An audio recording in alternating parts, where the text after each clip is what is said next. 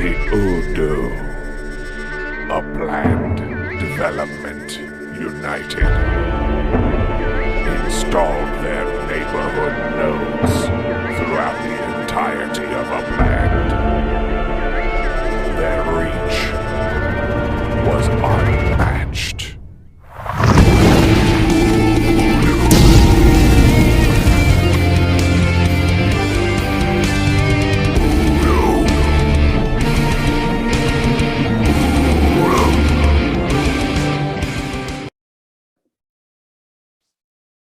Hello and welcome to UDUA and UDU team meeting number 21. Today is Tuesday the 31st of August, or if you live in the future like me, it's actually September. So hello. My name's Ben68 and we've got a lot of our regulars on today, and we are the Upland Development United Team.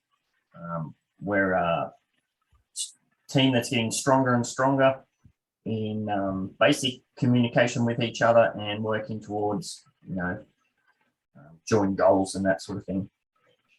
I'm going to mix up the start a bit today and talk about some market floor action.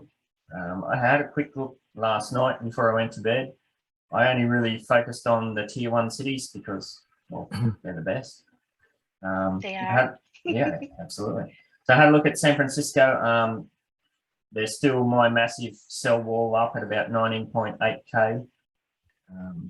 So there's not much action there really. It kind of floats around. It flirts with 20K and then undercutters jump in, and then I'll put up another wall and you'll get a few. If you keep an eye on it, there's some bargains come up every now and then. I've been picking up some like 16K. People just list it for really low prices. I'll buy it for 16K and immediately list it for 19 and sell it 5 minutes later. So keep your eye out for that. Manhattan floor is still at about that 39K wall, and again, that's me. And there's still some undercutters jumping in there, so there's still some opportunities there. Again, you might see some at that 37, 38K mark every now and then. You might pick up a cheap one.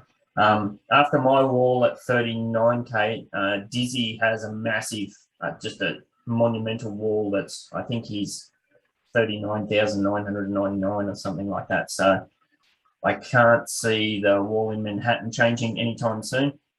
But if Dizzy delists those properties, then I think we would go to 50K pretty quickly. I know I'm just kind of chipping away at my sales targets, so I'd be keen to lift my prices up a bit higher, but got to make the cash where it is. And lastly, Chicago. It's been good to see the floor of that jump up to, it's floating about 4.2K at the moment, which is cool. So there's lots of opportunities still there for FSA people. I didn't look at the FSA floor, but I did look at the non-FSA floor, and that's getting up over, I think it might be 4.3, something like that. I don't think you can find a property in Chicago now non-FSA for cheaper than 4.3. So that's pretty good. And the cell wall there is kind of just a hodgepodge of random. So there's a lot of people, I'm assuming it's a lot of FSA flippers and that sort of thing. So yeah, did anybody have some good sales come through? There's been a lot of action in the market. I've been selling my Piedmonts for a lot more than usual. I have so many of them. That's my personal escrow, is buying like really crappy property for very cheap and just kind of selling it a month later at a 2 times 3 times flip. I got them for about maybe 5-7K. I would sell them for 19K, and now I'm getting about, last one I just sold maybe 23K right now. I just sold about 2 hours ago. Nice. So that's cool. I've been selling some San Francisco's like extra bits that I had. I sold something for about 50K, 60K. So I always get up to 300K, and then I spend it willy-nilly, and then I end up getting right back up there. I got to stop spending. Spro Club, you got to get into it. Yeah. That's yeah. I'll speak to that a bit later, but yeah, I've got money squirreled away in the escrow club, and yeah, that's been a huge blessing. Like I'm exactly the same. Like I'll have 200K, and the next minute I've got 10K. You know, but if it's out of sight, out of mind, I'm kind of doing pretty good at that. So that's cool. Anybody else get some good sales come through, or some good buys? Yeah, crickets. I don't know if good buys. I don't really have anything with good buys. Yeah, I haven't been really looking. It's going to be the case where, like, we all know the next city is imminent. I did see just before when I woke up that it looks like there's a bit of a hint in the data that it might be Kansas. So we'll see how that goes. If that's the case, it happens every time. As soon as the city gets announced, people want to get liquid. So keep your eye out for those cheap scores, especially cheap what do we call it, collection properties in the tier 2s and the tier 3s. They always seem to go for a really low markup. So have a look at your Bakersfield and your Oakland and whatnot. Cool. And I just wanted to say, so you're flipping Piedmonts. That's a purple collection, isn't it? I think it's blue. Is it? Yeah. Let me double check. But yeah, I bought so many of them when everybody was going for the downtowns. I was like, I'm not going to get that. Let me just buy a crap load of Piedmonts and International. Box said it's a blue one. So yeah, well, and you've made the same play in it. Was it Logan Square in Chicago? Was that it, Logan? Lorraine? No. Wait, Logan Square. Yeah, Logan Square. I'm still holding on to that one. Logan and Damon. Yeah. I bought a bunch of those, but they need a bit more time. A bit more time to mature. To mature. You got to base them. Yeah. Yeah, it's the same. I've sold nothing in Chicago except for, I think I might have had some spare Gold Coast that I wanted to flip or something like that. But yeah, it's still too new. Yeah. You can't really tell. Yeah. You got to hold it for a bit. Well, it goes back to when I used to sell San Francisco properties for, 3,400 when I'd go on a rampage and sell 200 of those at 3,400. Yeah. But you never know. So there we go. All right. So moving on, we know that the round 3 trains are just about finished. I think there's 3 more properties to go. Should be finished in 2 days, something like that. Maybe by tomorrow. Yeah. I know, like on Sunday it said 4 days. I thought the last one was 20 hours. Oh, was That's it? what I've heard. I'm not 100% sure, but I saw a message somewhere or in my DMs that the last property will take 20 hours, and then because my first property in the second train is almost fully staked, so I guess that's from the other properties. And then after the last one is finished, then the both That's trains even will better. run. Yeah, but I'm not sure. I thought I read it somewhere, but yeah, I think that last one's mine. I last checked it yesterday and it had a day and a bit on it. So you're probably right. It'll be a little under 20 odd hours by now. Cool. And that's been a much smoother transition this time, where More Cheese and Bock had it up ready to go. So we've just kind of switched straight from one straight to the other. Is there anything more you wanted to wrap up about that, MC? I'm surprised not like I know everybody wanted their apartments and whatnot, but I'm surprised the people were a little bit more slower to get on the other train, like just to get kind of like it's good, it's good and bad at the same time, but I don't want to be like my train is going to end so much later. That's the round 4 trains. Yeah. I did see Bock. Was it your train's 38 days? Is that right? Well, it's not 100% up to date right now because I think Plesty added 1 extra property because he actually nominated a structure, a small townhouse for Tree Spark. But when you have Tree Spark, you can actually nominate 2 small townhouses. So I added that one. I'm not sure if there will be more donations that will follow soon. So I think it will be between 35 or 40. I don't know, somewhere between those. Oh, Yeah. so I'm actually at 33. Yeah, so they are both. Yeah, so they're both. So if I running get at any the more same time. donations, I'll just push them your way. And then like when we're on even ground, we'll start splitting them again. Yeah. that's- All Yeah, we right. just have to monitor it. But I think they will run. Yeah, they are right now. They are running at the same time, and they are running at the same pace, basically. Yeah. And like donations always come in like as the train is going. Like I know 5 new people during the last train came in last minute, and I was like, oh, cool. So I don't think it's gonna last the whole full 33 days. Mhm. So we'll see. Yeah. Yeah, even myself, I know I only nominated 8 Spark for the More Cheese train, so I still have a bit over 1 floating around. So I'll probably throw that on box once I get. I've got a couple of other builds going on. I'll get that on there too. To help out. And Oh, and I got Oh. the round 3 Spark NFT Yes. reward minted. So I put a list Just on. pulling that up now. There we go. Oh yeah, I put a list on the announcements page. We got Mr. KCBC up there because he did a great amount of donating for multiple rounds.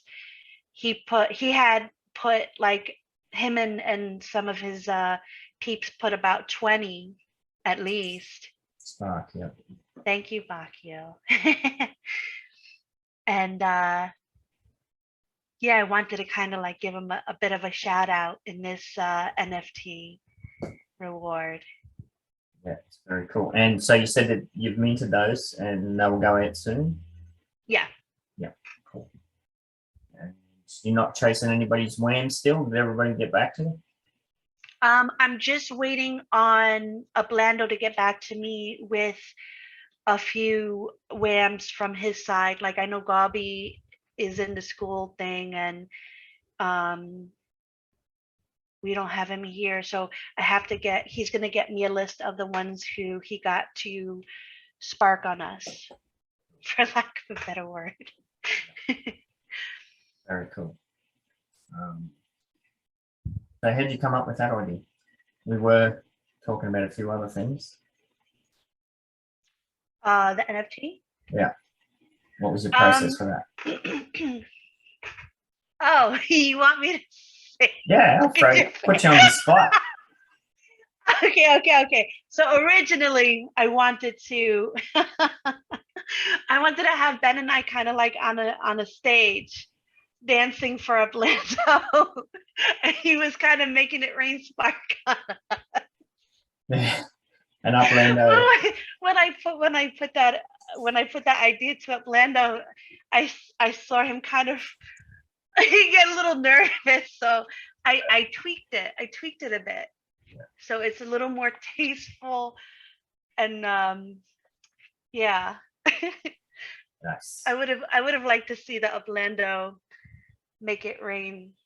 See how we go in the future.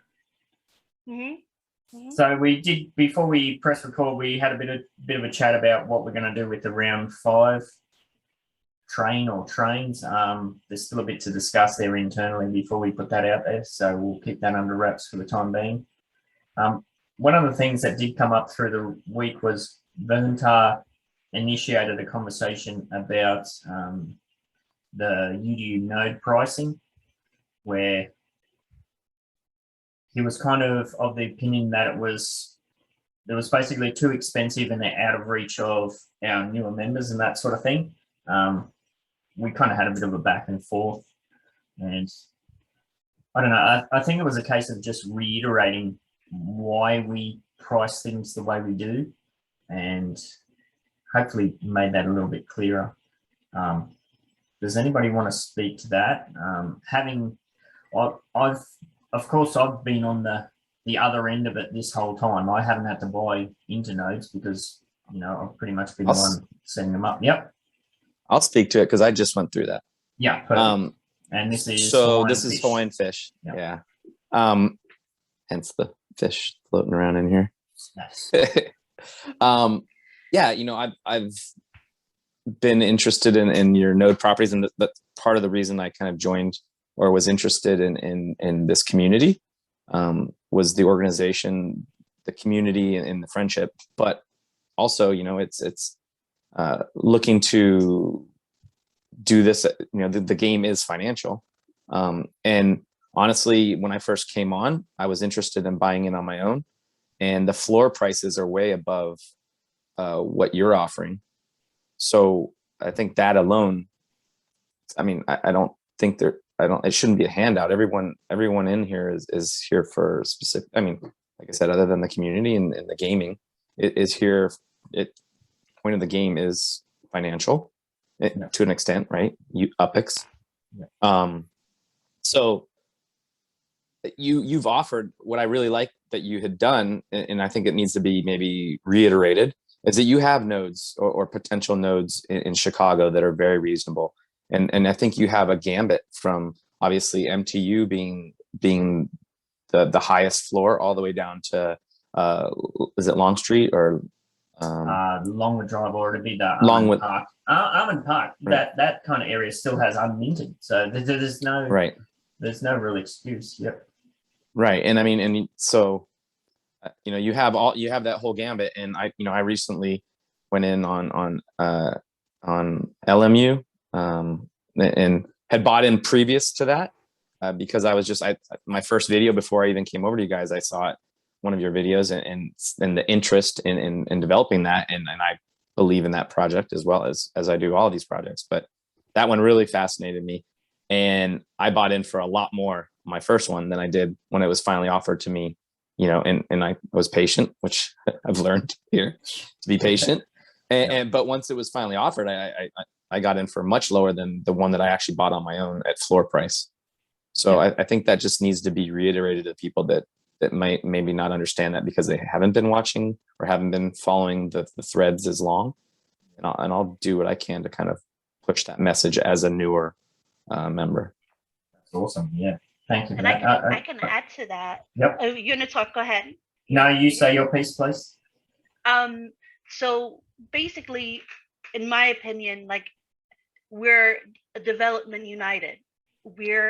Our whole thing is basically to create and update our nodes, like to have activity. It's, for me, like, I bought in LMU at like retail price recently. Like I'll help out. Like, I want to be a part of something that I know is going to be active, because you don't know, like you could build anywhere, you could go anywhere. I know for a fact that this is going to be active because we have the majority. Like, I just recently bought into one of Uplando's at retail. Like, I paid a really good amount. It's a nice property though. I don't want to say, I don't know if he put it out there yet, the name of his node, but I just recently did that. Like you said, we have nodes. We have nodes that you could get into for mint. It's the ones that are in the cities that are already, or like taken up, that are the more rare ones, in my opinion. Like, to be an MTU is a big thing. To be an LMU is a big thing, because those are the ones that we're bringing up right now. Those are going to be the first ones. And since we have two already in San Francisco, it's going to be a big thing when they come out with government. Like, we're going to have a big stake in that area, and that's important. And like Hawaiian said, it's an investment game. You're investing in the future. We don't know what's going to happen, but I have a good feeling about it. I wouldn't put my money into it if I didn't. And I think you're right. Like, we do have to reiterate that and kind of like see where people are in regards to what they want to do in the future within our community. Yeah, sorry, I'm just trying to pull something up that I'm going to get to. I think it gets back to that whole pump and dump thing. Like, I get the feeling like if you're a new person coming in and you see that hang on, these established whales are selling these properties for such a high price, yet they purchase them at mint price. You know, it has that pumpy dumpy feel, but we've discussed this since team meeting number 1 that that's not the case. It does get back to the whole point of node managers, and I think sometimes some people underestimate the cost associated in setting up a node, especially when we get to that point, like Fish mentioned, like the floor in NTU now is 250K. Well, that didn't get there by accident. That was predominantly myself paying 200K for a property that minted for, 13K. There's a substantial investment from the node manager and anybody else who chips in to help. And Podex is going through that right now with Lone Mountain. Like the cash that he's dropping in US dollars and UpX to establish the node and to push that floor up. Yeah, you can't undersell the works that goes into that. So it's not about making money. I haven't crunched any numbers, but I guarantee if I looked at the MTU data, I'd still be way in the red for sure. Yeah, and it gets to that point too where we got to push the floor up high enough to keep out the riffraff and the flippers, because if we don't, you end up paying more in the end anyway. And we have it's been disappointing to see that some UDU members have come in and done deals to get in below the floor, and we're seeing some of those properties now get flipped on the market and essentially trying to take advantage of the situation by pricing their properties at the floor, which is, personally, I think that's a dog act myself. When the whole thing is if you want to sell out of nodes, it's the right thing to do is to contact the node manager and try and work out a deal with them. I shall not rant too much on that. But yeah, I've kind of touched on it already, Lone Mountain and Podex. As I said, he's doing, he sent me a DM before. He was trying to secure one other big property there. He's just dropped another 220K buying another property for double mint. The guy's going gangbusters. He's doing everything he possibly can. I think it's only fair that once the node is established, that if you want to get involved, you have to help take on some of that investment burden almost. You can't just come in on the cheap and then reap all the benefits. That's not cool in my opinion. So yeah, I think you're right. We need to get that out there and a bit better explained. I'm not sure. Maybe it needs a separate video.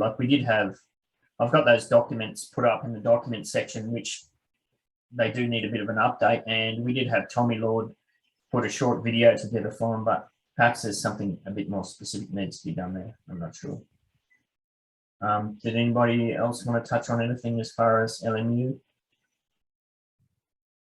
No, all good. But yeah, if you want to get involved, that's going to be a fantastic project. So reach out to Pod and we'll sort it out so you get in there. Next thing I want to talk about was Escrow Club. We kind of briefly mentioned that already. I think we got 5 people in there, I think. I know I've got 1.6 million squirreled away in 3 accounts. I have my new city account. I think that's got 1 million in it. And I've got a kind of savingsy account with 500K in it that I'm saving for the first international city. And I bunged some on. Well, I did have 500K on more cheeses with hers, but some other opportunities came up that I pulled that out. But I have since put some money back in there. What I put 100K or something? You're at 100K now. Yeah, and I've squirreled that away for my FSA agents. The way I run with my FSA agents is I give all my FSA agents 200% on flips up until they start getting to that the scary switchover price. What is it, 100K net worth? And then I switch to an IOU deal. So, I'm still buying the properties at market rate and then kind of almost escrowing a balance for them. because we have seen with a lot of FSA agents previously, not so much the ones that have worked with the UDU, but others in the public, they kind of get chewed up and spat out, used and abused. They flip over to pro and they suddenly find themselves, they've got hardly any properties, and they might have a fat stack of UPEX, but they got no properties and they've lost FSA. So it's kind of, that's the best way I've kind of found to ease people through that, especially that the grind from pro to director, from pro to director is really tough. So that's been helpful, the Escrow Club there. There's still plenty of spaces there. I know, I think it was Bloodless posted a good gift, but why would you have that? I mean, if you're somebody who's really good at saving and you can have 50, 500, 5 million K just sitting there and you're not going to touch it, well, yeah, it's probably not for you. For myself, if I've got money there and it's visible, I'm going to spend it. So it's definitely helped me. Guilty. Guilty, yeah. Now this is a new feature, and it's kind of melded with More Cheese Than I's other kind of side project we're doing, Wine and More Cheese. What is it? Wine and Cheese. I've got my wine of the week. So my wine of the week this week is lag on swaps and accepting offers. You may have seen that I had a bit of a whinge in the technical channel. And the team basically came back and said, well, that's because you've got shitty internet on your end. I'm like, nah, that's not the case, mate. It might be somewhat related, but yeah, I was accepting these were, and I asked Fish if it was okay if I posted that because I had some of these details on there in the video. But Fish had put in offers on some MTU properties. So all I was doing was accepting his offer. So all I'm doing is saying, yes, I'm going to accept that UPEX, and it should be just in. There was no need for property transition stuff or anything like that. And the video is 90 seconds long. This is 90 seconds for basically a 2-button clicks, which for a mobile game, it's not good enough, nowhere near good enough. Especially the response on the button. I know from when I did game development, I had to spend a lot of time on juicing up the buttons. If people press a button and there's no feedback, like there's no kind of juice from the button push, I don't know, does people know what juice means when I talk about that? There has to be some kind of feedback, like a button that might change color or, sparkles or something that you've pressed the button. At the moment with the accept or whatever, you press accept and it's crickets, there's nothing. And then, I forget what it is, like 15 seconds later, you get the, are you sure you want to accept? Click the green tick, and again, nothing. So, and then once it does go through and looking at the spinning wheel of death for, 90 seconds for what should be a really quick transaction. Now, it never used to be like this. I used to run, like I did swaps with Finn and Nub and a whole bunch of players where we'd sit down and do, 10, 15 whole collection swaps in about an hour and 10 minutes. Just bang, bang, bang, one after the other. So it's either, I had my suspicions that it was something they deliberately introduced to kind of slow down the collection swapping business. But I kind of reflected on that, and why would you deliberately make your user experience worse? It's kind of counterintuitive. If you're a software developer, you're trying to make it as efficient as possible. You're trying to make your code as efficient as possible. So I'm not sure. Was this a one-off, or was this something that happened multiple times? Oh, this happens nonstop. Like if you try and do collection swaps now, you're just looking at the spinning wheel of death. It used to be a near instantaneous process, except yes, boom. Even when before we had the option to turn off the animation, it used to be way faster. I think I did a swap with somebody recently, and it was 20 minutes almost to do one collection swap, swapping to them and accepting the offers back. And that's, I wasn't in the toilet or out mowing the yard or something like that. I was sitting there waiting for the offers to come through. So it makes sense that you said that they did this deliberately, like to stop people from getting the extra. Yeah. We'll see. I don't know, Tinfoil. Yeah, tinfoil hat, exactly. But Yeah, I don't know if that's the case. I just know that mobile gamers don't have the patience for that. I know I probably download 5, 10, 15 mobile games just to play around with a week. And if I come across any sort of crap like that, well, I just delete it. Ain't nobody got time for that, as the gift goes, you know? So as part of that, when the team basically pushed it on me and said it's your crappy internet, I'm like, no, that's not the case. This is a widespread problem. I did ask if they wanted other videos from other players in different areas of the world, and they said yes. So if you can you try to capture a video of yourself either accepting an offer or doing a trade or something like that? Only has to be a short video. If you're on the PC, that's pretty easy to do screen capture. If you're on mobile, in the team meeting or somewhere in the server, I'll post that app that I use to do screen capture. It's pretty easy. I'll do it later on today and see what happens. Like, surprisingly, I haven't done a swap in a few days, which is rare for me.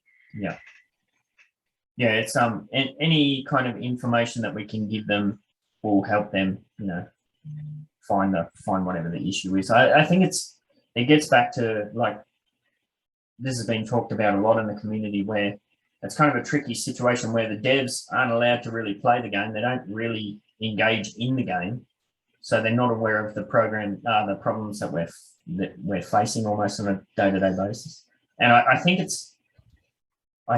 because I've been playing so long and I'm so invested, that kind of masks a lot of the issues that I see. Like, I get white screen crashes or the game freezes, and I just automatically go into, well, I'll shut it down and reload it. That's just a habit I've got into, where we're still in beta. What I should be doing is kind of recording all that information and feeding it to the team and showing them, because, you know, if they don't know about a problem, they can't fix it. So I've just got used to the quirks of the game and kind of work around them almost. So that's not necessarily a good thing for the longer term of the game. So yeah, that's the wine of the week. Speaking of wine and cheese, we did record our first episode with Little this, or was it? Yeah, was it last weekend?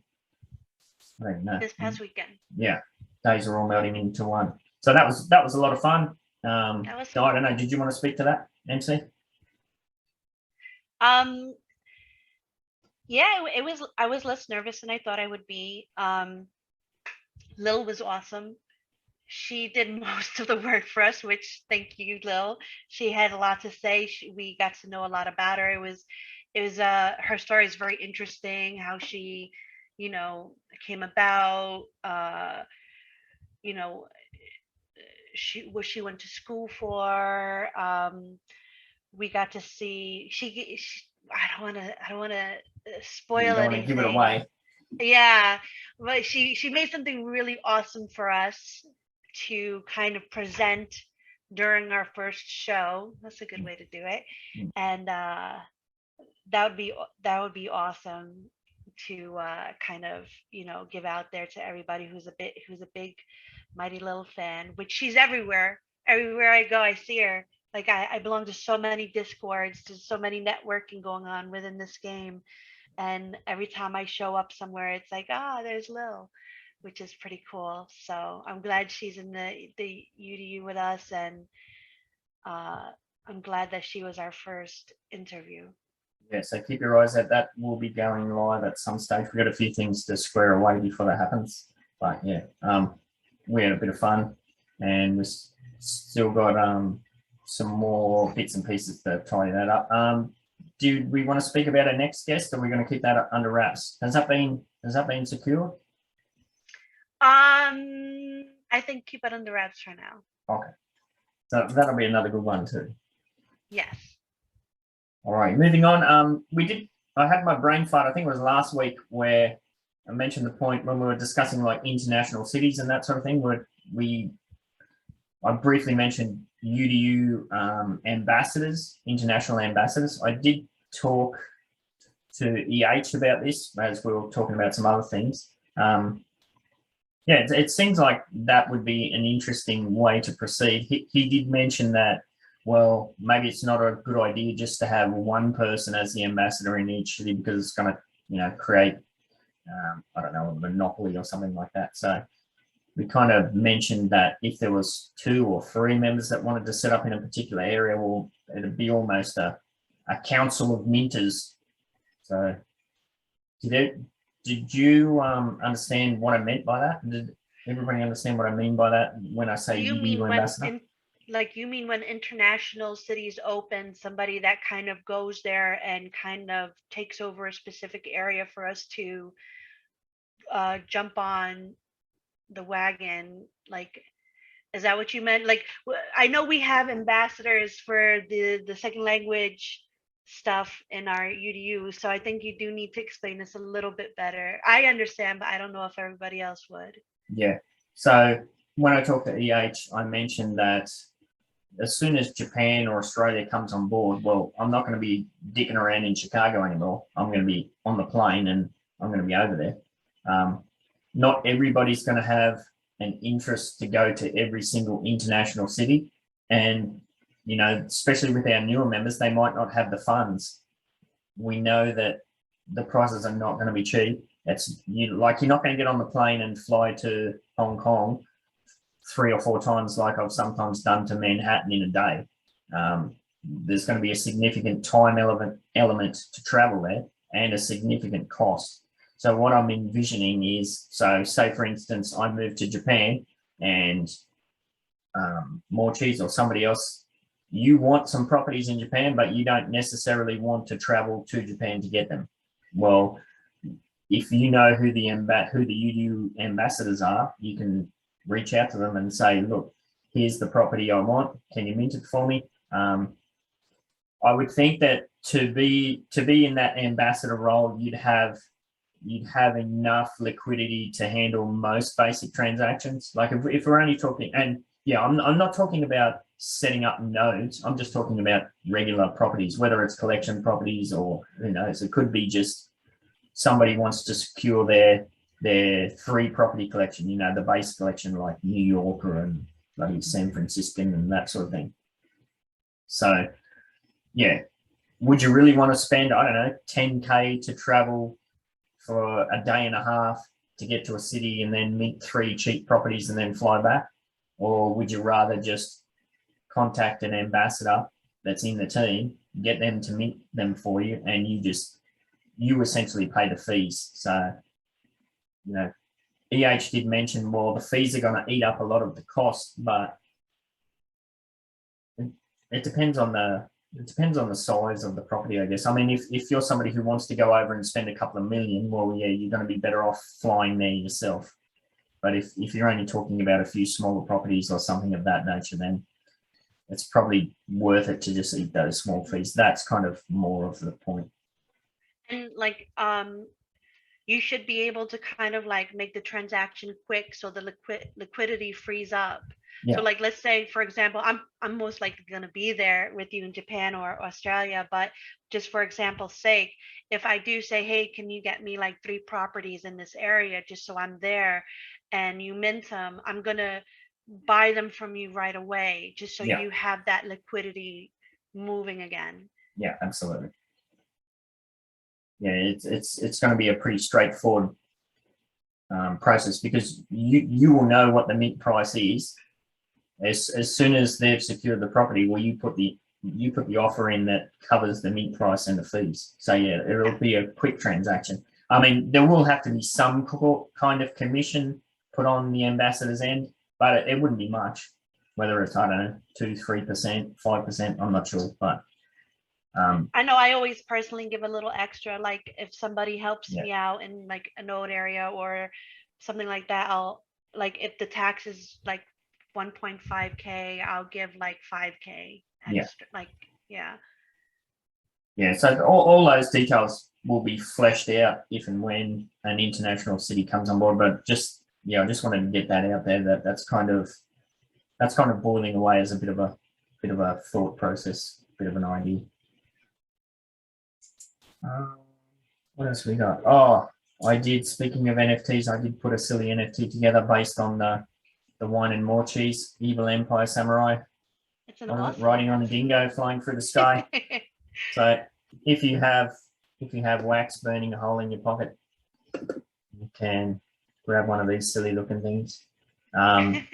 Prices are starts at 5 wax for the higher numbers, and it goes up from there. So yeah, it's a silly thing. It was fun trying to explain to my wife why she was taking a photo of me sitting on a stool doing this, but anyway. She liked it in the end, though.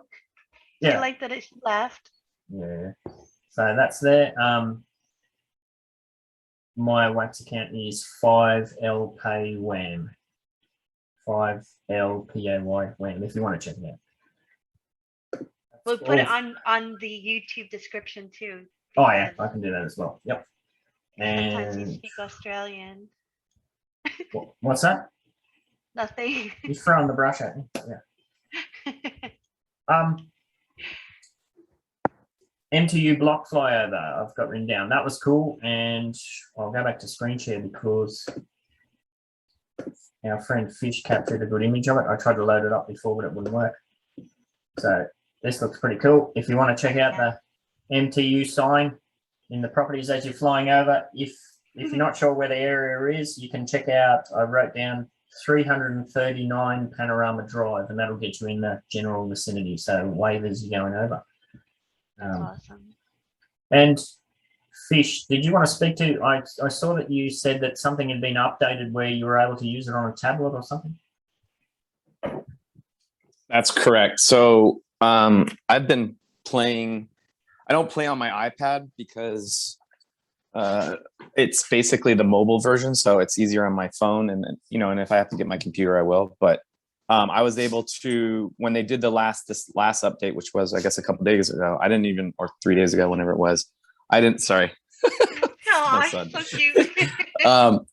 I didn't realize, I don't even know how I stumbled into it. I was trying to look up something on the release, on one of the releases coming up, allegedly for the Hyperloop, which didn't come up, which kind of disappointed me. But anyway, so I was on there, and all of a sudden it popped up on the actual desktop style. So that was pretty cool. Nice. Yeah, so now you get desktop or PC, I guess, on an iPad, which is pretty convenient for me because I use my iPad a lot. Nice. And yourself and Finn have been very busy on an offer rampage through MTU. Did you want to speak to that as well? Yeah, I guess just as a new member, it's been a learning experience, and a little, patience is one of my things I'm trying to learn here, and it is a little frustrating when someone doesn't respond, or within several days or whatever, and as but maybe some of those other people don't, or that are a little newer to the game. Like when you put these offers in, that takes the money off the table that you could be doing something else with.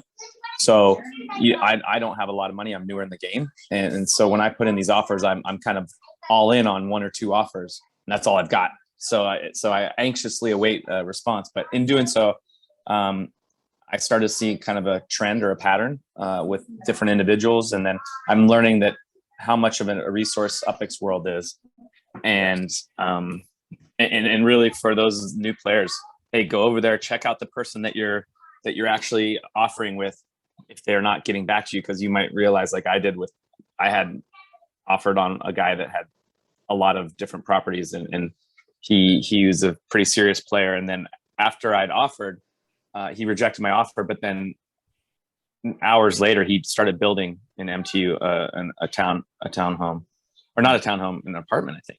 Yeah. And then I realized he had actually a large, and then he had a 1,300 UP2 property or something, some huge property there. So it was a good learning experience. That's all. So enjoy using UpX World. Nice. Yeah, I've picked up a few extras. I think Finn picked up a few. Did you get any offers accepted? Not there. I had some accepted in LMU though, but not in MTU yet. I've got one waiting. Nice. So that just goes to show, if you put the effort in, you can still get those deals as well. So a little bit of effort goes a long way. But yeah, that's something that I've done in MTU from the get-go. I spent a fair bit of time and tied up a lot of UPEX sending offers out, and yeah, it can be frustrating, as you said, but it has been really cool to see that, as you said, like those offers kind of jog people to look into it. Actually, hang on, what's going on in MTU? Why am I getting all these offers all of a sudden? And then they have a look around and say, you know, I'm sure they see that all the building that's going on and want to jump in on that. And, you know, that's great. I mean, you don't have to be in the UDU to build in MTU. That's not what it's about at all. And if you are building in the MTU, even if you have no association with the UDU at all, it's kind of mutually beneficial. So we're all about that. And I mean, if you are somebody who is building MTU and you're listening to this and you want to get involved, yeah, just reach out. I can stop with that. Now, I've already touched on the offer lag videos. So yeah, just to reiterate, if you have the opportunity, can you please try and record yourself with the lag, with any lag that's available when you're accepting or rejecting offers, that sort of thing. That would be very helpful. I skipped over something. What did I skip over? Oh, Joe, and this for that MTU sign with the for sale properties, that all came about based on an idea that I think it was you, Joe, wasn't it? Was it your initial idea that got us talking? I put it in the chat, but I think you said Finsky had mentioned something to you just right before too as well. That's right, yeah. Okay, so did you want to speak about, you know, without giving too much away, what we planning on doing for another big power move? Well, yeah, I mean, I don't know if I can do it without giving too much away, but basically we're gonna get a decent sized area, and I'm thinking that it's something that you can see on mobile or desktop. So as you're scrolling around through a neighborhood, you will see UDU very large and built out with buildings on property, and putting a little stamp on the city and making our presence known. Absolutely. That's cool. And that's another feature where if you're a UDUA member who hasn't been involved with UDU node properties yet, yeah, if you're active in the chat, you're going to see when that's all cooking away, and when we give the green light on it, like we're gonna have to find an area where it can be done, and it's gonna need some team input.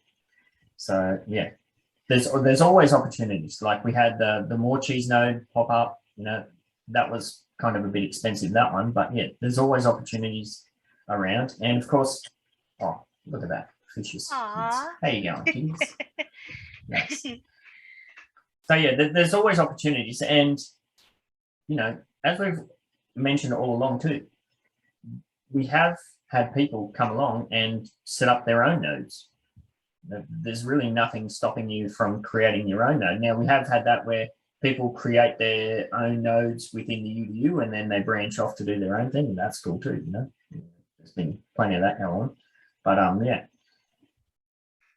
the UDU is about engagement and being involved. Like we've seen, like Fisher's, he's only been on the team, what, less than a month, I think, from the first DM, something like that. So, you know, what's it been, Right. Fish, a month? Not even that, I don't think. Yeah. Yeah, so he's a prime example of somebody who's come on board with the right attitude, gets involved wherever he can, and kind of always looking for opportunities within the team and outside of the team and that sort of thing. So yeah, get involved.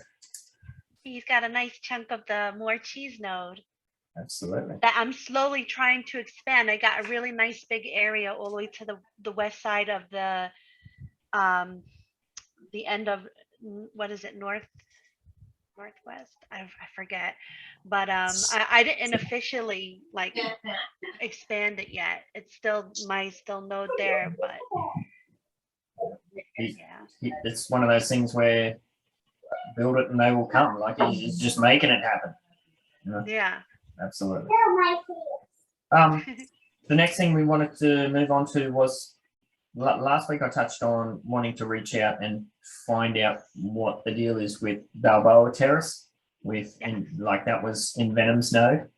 I did reach out to him and he got back to me that he hadn't really thought about it, but he wanted to follow it up with the chat.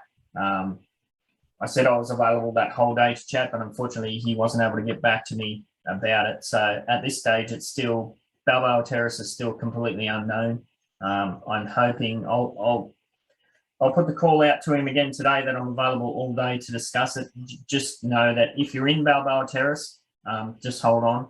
I can't give you any information because I don't know myself, but I am actively trying to work out what the deal is there. I'm not sure. He's got his hands full, which probably segues over to you, Dub, if you wanted to give us a roundup of all things Green Rabbit. Yeah, no worries, can do. It's been a little bit of a roller coaster week for Green Rabbit. This time last week, we had the crafting go live for the green prints, and it was only live for about 10 minutes before the system had a bit of a fit and had to get taken down.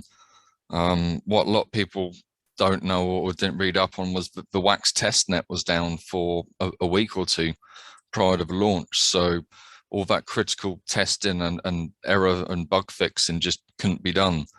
But the team didn't want to disappoint, so they released it anyway, you know, which fair play to them. You know, they're trying not to let the horde down, but unfortunately it didn't go too well. So this last week, we've all been waiting anxiously every day for an announcement, and it finally went back up yesterday. And it's pretty much a you know, good success. They had to tweak crafting a little bit. The original plan was to get 5 crafts a day per rarity, but they changed that down to 2 for the figures and 3 for the component crafting. And they put the failure rates up a bit as well, which a lot of people were a bit disappointed with, and I can kind of understand that. They were just trying to make sure that the market didn't get flooded with waves and waves of green prints and not have any value to them. So they've made quite a good move, I think, and so far everything's going well. We're just waiting on hearing from Boss Man as to what the next step is, really. We're waiting for the marketplace to come out, but it should be out within the next day or so, hopefully, fingers crossed. And then onwards and upwards with armor crafting soon. Yeah, hopefully the store coming online will revive the shell wax price, which is kind of shit the bed at the moment. Yeah, it's definitely had a bit of a dump, isn't it? I think a lot of people are quite nearsighted with the project. Yeah. You know, a lot of people just think it's green print crafting, armor crafting, bit banner racing, and that's it. That's all the game's going to be. Whoa. But this is like just a tiny stepping stone. Sorry, Cheese, go on. You're desperate to go there. No. I'm laughing at you. I like the rah. Thanks. So yeah. I don't know, you totally taking me off tangent there. Yeah, I think a few people got their nose out of joint because, yeah, the team did change the failure rate with the crafting, but I believe the UI didn't get changed, so it still said 0% failure or something. Yeah, to some people it's so we were meant to get our first craft guaranteed success. They kind of took that away, made the first craft was going to be 40% failure rate. But yeah, the UI didn't update on everyone's and it said 0%, and then they were getting a fail. And obviously I would have been well cheesed off if that had happened to me if it said 0% chance of failure and then it fails. So yeah, obviously there was still some bugs in the system, but I think overall it was a good one.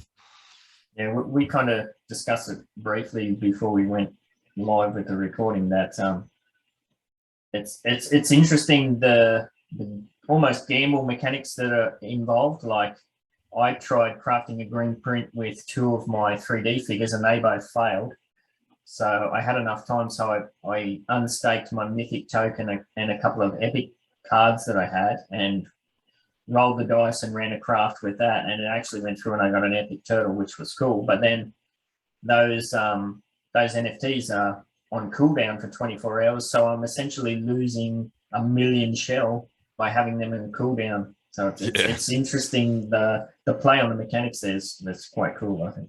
Yeah, and that's it's all intentional. You know, they've done this on purpose to give us decisions and options, and not all of them are going to be easy to make. You know, it's really swings and roundabouts between some things. I mean, you could pay to reset the cooldown on that figure, but I think the cost of resetting the cooldown is more than what it would earn in the staking. It was, So yeah. it's- I looked at my mythic token, and I think it was 700,000 shell to kill the cooldown or something like that. Yeah, it was significant.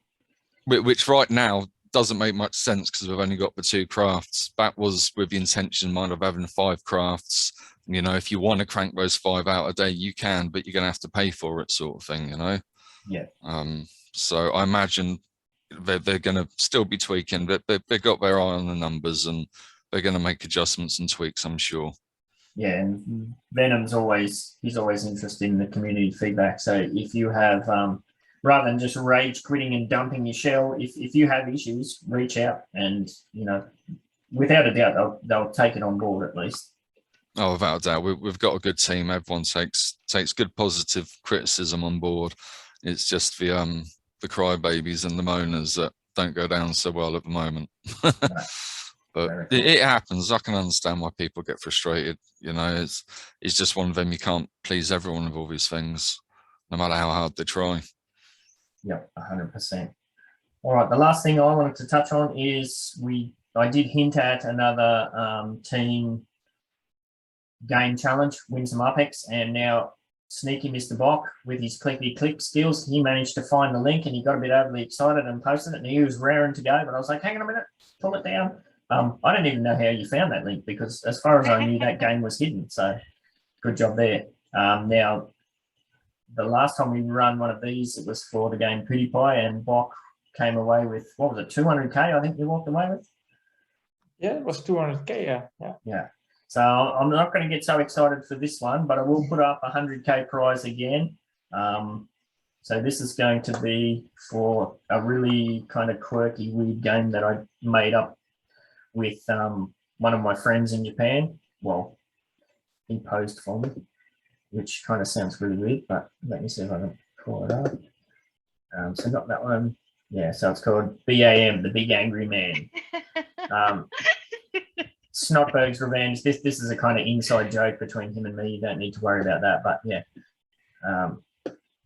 This is my mate here, and it's kind of this weird little game where you're essentially trying to defeat him. He's the big angry man, and this is actually my car in Japan that I took photos of and patched it in. So I forget, you're trying to get to I forget the story that I wrote. You're trying to get to a party or something, and this dude's in the road, so you got to get past him. He's throwing things at you. You throw things out the car at him. There is a certain amount of hit points you have to do to beat him. It is I'm all about those Twitch Rage Against the Machine games. So it's not an easy task by any means. But if you are, once I put the link up for this, if you are the first person to beat the ban, then 100K is yours. Don't underestimate the frustration involved. There are some tactics and some little tips that will help you. And if you want to beat Bock, I think you're going to have to be on your game, because he's all about reverse engineering things. I'm expecting no less again. The one hint I will give you for this one is read the instructions. Nobody ever does. I know from even when I put this game out for the game jam, and we had some people review the game and that sort of thing. They're like, oh, this game's crap, doesn't even work. Well, that's because you didn't read the instructions. So yeah, if you want that 100K, you got to read the instructions. Oh, and I did say there'll be a 50K bonus if you can catch a screen image. Sometimes it happens where you and the band die at the same time. If you can capture a screenshot of that, there might be an extra 50K in it for you. So this is going to be a race one, not a grindy one. So whoever gets this game completed first, you win. So yeah, I'll post the link for this probably within the next 30 minutes or so after we finish the meeting. And that's about it all for this week, unless anybody else has something to touch on. Nope, we're all good. Alrighty, thanks everybody. Yeah, round 4 trains are rolling, so be sure to keep an eye out on that. Oh, hang on, Fish, did you have your hand up? No, he's talking to his kids. All right, so yeah, the round 4 trains are rolling. Aloha. Sure. So yeah, keep your eye out. do the right thing so you don't get more cheeses brush thrown at you, and we shall catch up with you.